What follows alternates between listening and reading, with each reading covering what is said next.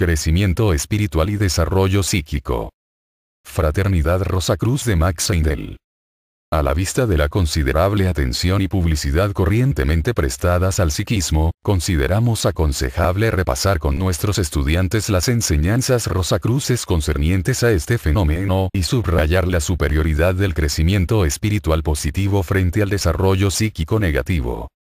En cuanto al crecimiento o desarrollo de las llamadas facultades extrasensoriales, la humanidad está dividida en dos grandes categorías. En una se encuentran las personas corrientes, enfrascadas en empeños materiales y, en general, sin contacto con los mundos espirituales.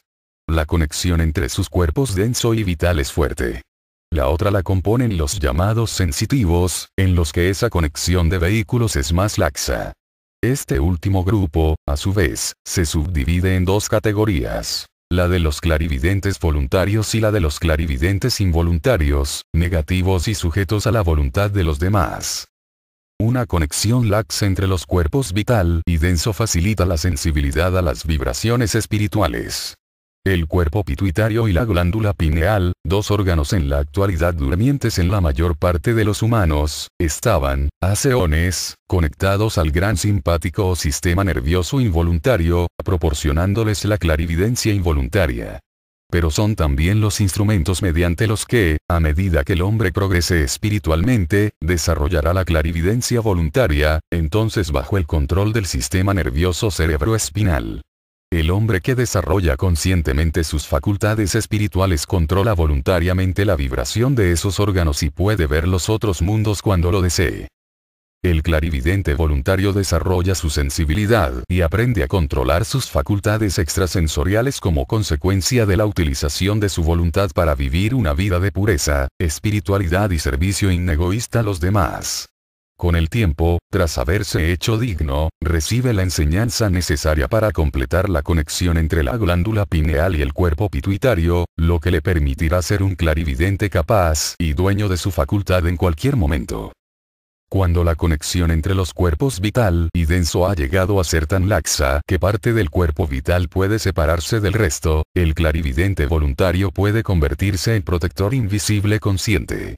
Ha desarrollado hasta tal punto su cuerpo-alma mediante una vida pura e inegoísta, cuerpo-alma que está formado por los dos éteres superiores del cuerpo vital, órganos, a su vez y respectivamente, de la percepción sensorial y de la memoria, que puede extraerlos a voluntad del cuerpo físico y usarlos como vehículo en el cual operar.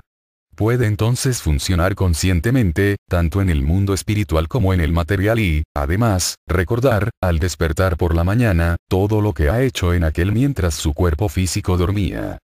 El caso del clarividente negativo es totalmente distinto.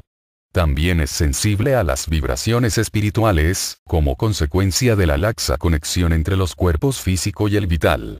Pero se trata de temperamentos negativos, no muy evolucionados ni deseosos de serlo y, dado que para ellos resulta más fácil y cómodo no esforzarse por someter su facultad a la voluntad, retroceden al estadio en que los órganos pineal y pituitario proporcionaban una clarividencia negativa mediante su conexión con el sistema nervioso involuntario. De ello deriva el que su visión no esté sometida a la voluntad y sea, por tanto, de naturaleza esporádica. El clarividente involuntario no tiene ningún control sobre lo que ve o experimenta en los otros mundos. Está solo consciente de lo que acierta a aparecer ante él y no puede, por tanto, usar ese poder con fines de investigación.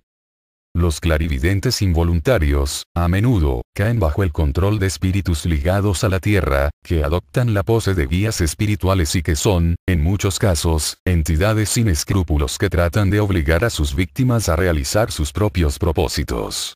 El clarividente negativo se convierte entonces en un medium de trance o de materialización y, cuando esto sucede, puede afirmarse, sin lugar a dudas, que su vida ya no le pertenece. En el caso de un medium materializador, el espíritu dominante, ligado a la tierra, pone en trance a su víctima y, aprovechando la laxa conexión entre sus vehículos, extrae, a través del vaso, el éter vital del cuerpo etérico de aquella y lo emplea para llevar a cabo su propia materialización. como el cuerpo vital es el vehículo mediante el que especializamos las corrientes solares que nos dan la vida, privado de ese principio vitalizante, el cuerpo del médium, a veces, se encoge hasta una fracción de su tamaño habitual, su carne se vuelve blancuzca y la llama de la vida arde muy débilmente. Y, cuando sus éteres se le devuelven, se halla exhausto. Ni qué decir tiene que el sistema produce consecuencias negativas para su salud física, riesgo que no corre, en ningún momento, el clarividente positivo o voluntario. Una vez se ha entrado en la mediunidad, ya no se puede escoger. Cuando un espíritu control ha obtenido el ingreso en un cuerpo ajeno, la víctima pierde la capacidad de cerrarle la puerta. Si está de acuerdo en ejecutar los mandatos de aquel, hasta el extremo de cometer, a veces, asesinatos o suicidio, escapa a su hostigamiento. Pero, si trata de rebelarse o de deshacerse del indeseable dominador de su cuerpo, es muy probable que experimente toda clase de tormentos a manos de las entidades de ese tipo más faltas de escrúpulos. Algunos espíritus control, generalmente los menos experimentados y, por lo tanto, los más peligrosos, llegan hasta a expulsar a su víctima de sus vehículos superiores, cuerpo de deseos y mental, y a introducirse en ellos para asumir su control temporal o permanente. Esta situación se conoce como obsesión. Más peligrosa es aún la situación que amenaza al médium después de la muerte, porque el espíritu control, al que ha estado sometido durante la vida, no abandona su dominio sino que, por el contrario, aumenta su despotismo cuando la víctima penetra en los mundos espirituales, situación esta que se puede prolongar por muchos años, hasta que el médium logra zafarse de su agresor. Así que el médium, además de experimentar la tortura resultante de verse privado de sus vehículos, queda rezagado en su carrera evolutiva.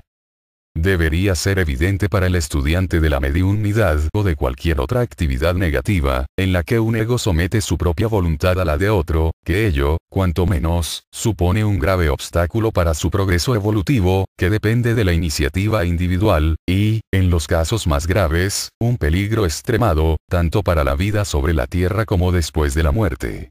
Sin embargo, la mayoría de los psíquicos, que están recibiendo las alabanzas, la admiración y los aplausos del público, son de carácter negativo. Mientras que los pocos, espiritualmente avanzados, que han desarrollado la percepción extrasensorial positiva, usan sus facultades para el servicio inegoísta, silencioso y anónimo, sin llamar la atención sobre sí mismos ni sobre sus talentos. El objeto de la filosofía y del método de desarrollo Rosacruz estriba en liberar al estudiante de la dependencia de los demás y en ayudarle a adquirir el mayor grado posible de dominio y de confianza en sí mismo. El psiquismo negativo, de cualquier clase, representa una situación de dependencia que se aleja diametralmente de ese objeto. Y, tanto el dominio de sí mismo como la confianza en las propias fuerzas y el crecimiento espiritual positivo de ello derivado, solo se alcanzan viviendo vidas nobles e inegoístas, dedicándose a servir a Dios y a los hombres y dando lugar a pensamientos y actos puros y elevados.